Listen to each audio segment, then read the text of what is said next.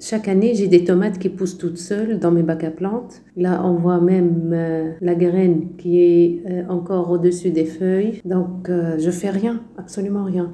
Juste, c'est à chaque fois que je lave mes tomates, quand j'enlève les pépins, j'arrose, ou plutôt je verse l'eau avec les pépins dans mon bac à plantes. Parfois, c'est des bacs vides, parfois, c'est des bacs avec des plantes. Mais dans tous les cas, au bout d'un peu de temps, j'ai des tomates qui poussent toutes seules, comme vous voyez là. Et alors, qu'est-ce que je fais en ce moment? Je vais les rempoter parce qu'elles sont trop proches. Il ne faut pas le laisser ainsi. Alors, qu'est-ce que je fais? Avec un couteau, j'introduis le couteau profondément sous la tomate en veillant à ne pas abîmer les racines.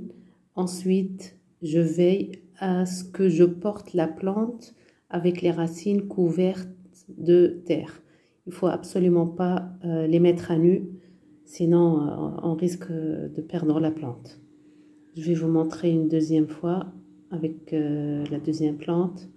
Donc, introduire le couteau dans le sol, la terre qui est déjà une terre assez légère, mouillée, donc c'est facile d'enlever la plante. L'emporter avec de la terre, ne pas mettre les racines à nu.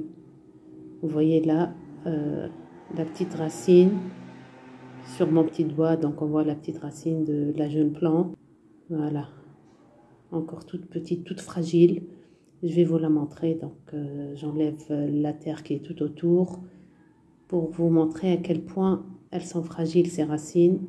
Donc quand vous les rempotez, faites de votre mieux pour ne pas les mettre à nu.